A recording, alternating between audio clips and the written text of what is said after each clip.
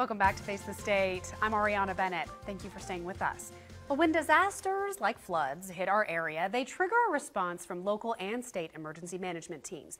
Now, these people set up shelters, work with the media to send out information, and dispatch first responders to help keep everyone safe. So, how did they do during our recent flooding? Caleb Cage, the emergency management chief for the state of Nevada, is here to talk about that. Caleb, thank you for coming on the show. My pleasure. Thank you. All right. So, I mean, it's been basically good news so far. We've had reports of property damage, obviously, but no loss of life, no major injuries from this event. That's correct. So far, that's what we're tracking, and we're not ready to declare victory yet. There are still communities that are out there and in need, and we're working directly with them on a daily and, in fact, hourly basis to make sure their needs are being met. But so far, it has been pretty well contained, and but efforts will be ongoing for at least the next few weeks to make sure that that remains the case. So what kind of preparations went in ahead of this event? Enormous preparations, and this is a system-wide approach to emergency management, emergency preparedness. The local first responders and local emergency managers and tribal first responders and tribal first emergency managers and other public works, public safety personnel and others have the primary responsibility during events until events and incidents like this until their resources are overwhelmed. So preparation consists of making sure planning is in place for the major threats that our area faces, and flood happens to be one of the major threats our area faces. So determining what the risks associated with those threats are going to be, and determining where vulnerable populations might be and who valuable partners might be, and then to build training based off of that plan, and then to exercise that training is one concept of preparedness. There's personal preparedness, such as having 3 days of supplies in your home in case stores are shut down. And then at all levels of government, whether it's tribal, city, county, state, or special district, it's all about collaboration. It's almost a cliche in the emergency management, emergency response world that it's all about relationships, but it is. And I think in Nevada we have pretty strong relationships throughout, and I think that contributed to our success. What was the worst case scenario you guys were prepared for? We're always preparing for worst case scenarios, period. We like to say at the Division of Emergency Management that we think catastrophically. We have to think about major incidents having second and third order effects that could impact people's lives. People who may have medical needs or other needs that they may not be able to access the services they need during something like a flood. During this event in particular, we were hearing that from our friends at the Weather Service, who by the way predicted this remarkably accurately. I'm very pleased to say. We were hearing that this flood was going to be about 2005 proportions. We were preparing for it to be 1997 proportions. And for those of us who were in the area then remember what that was like. It turned out being 2005 proportions, and so we were better prepared, which is what we always hoped to be. Okay, and I know there were shelters set up, and there were teams going out checking on people. What worked well, and then what are you working to improve on from this experience?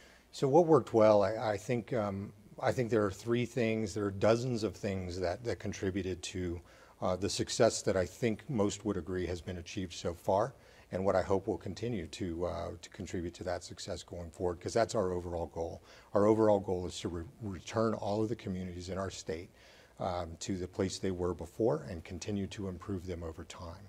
I think at the local level, the enormous focus, local and tribal level, the enormous focus on preparedness, on taking this threat seriously, in taking the idea of a flood and the impact it would have on our communities, whether it's the personal lives and property of our citizens, residents, and visitors, or on our economy, and doing the things that needed to take place. You have emergency managers on tribes and in counties and cities who were making sure first responders were informed, who were making sure there were plans in place and relationships in place and regular opportunities to get together and discuss the situation and to detail next level plans and to be strategic and to put the overall chaos of a situation into some orders, some plannable order. That worked really well. I'm extremely impressed with the response from the local first responders, local public works, local emergency managers and their tribal counterparts. The second thing that worked extremely well and that I was pleased to see came from the direct engagement and involvement of the governor, who made it very clear from day one that this was serious. He received briefings on this. He made sure we knew that the resources of the state were at the ready, that we needed to manage those resources in a way that would preserve the life and safety and economy of our communities, safe and livable communities, as he calls it. And he was directly engaged at every step of the way, whether it was touring sites and meeting with family members or meeting with public safety professionals and public works and ensuring that all of the resources of the state. Nevada Division of Forestry deployed their work crews all over the region for 10 days, I believe, straight. They had 18 work crews who were out in the field every day, filling sandbags, clearing debris, and they're going to be continuing working going forward. They did an extraordinary effort, and the same can be true. Same can be said for the Nevada Highway Patrol, the Department of Transportation, Division of Emergency Management, and others that have been extremely engaged. Yeah, so definitely a team effort for sure, and we saw that on the field as well. What didn't work so well? What are you hoping to improve on for the next time? Well, none of us are satisfied ever, right? We're all performance-driven, mission-focused people who want to make sure we do better. And I would say, you know, there were some key partnerships that were that we needed to be lockstep with, and we were able to address that early on and ensure that we were. There was, you know, there's always the idea that you're reacting to. One of the things that concerned me greatly is that we were reacting to the flood event when in fact we had a flood event followed by a snow event followed by a flash flood event followed by a snow event this morning. Right. If you were out on the streets at all, and who knows what's next. We were prepared for that whole thing, but as a community, I personally saw focus drift after the flood passed on, I believe it was Monday morning, and to maintain that focus and that situational awareness for the public is something that I really want to make sure that we go back and redouble our efforts on. Okay, yeah, good to know. Quickly, because we don't have a ton of time, there was a state of emergency declared at all local levels and I believe also at the state level. Can you kind of explain what that means? Yeah, so an emergency declaration in Nevada fits into what's called the Stafford Act federally, and they're different from state to state. In Nevada, typically what it means is that the local resource provider or jurisdiction, whether that's a city or a special district or a county, has an incident, a public safety incident oftentimes, that is out of their control. And that's the wrong way of saying it. That is beyond their resources to match, and they're going to need additional resources. Those additional resources can come from intrastate mutual aid directly, which are neighbors, neighboring communities as well, or they can come from the state, or they can come from out of state or the federal government. What they're doing is they are saying this incident goes beyond our immediate resources to need, and we need to alert others in the state that we're going to need some coordination and collaboration going forward. It's a simplistic way of saying it, but that's what an emergency means in the state of Nevada. And did we have to tap into federal resources and neighbors? We were, I am extremely proud of the fact that from before the flood started, we had FEMA representatives from Region 9, which is our region, in our state EOC from Friday before the flood started on Sunday.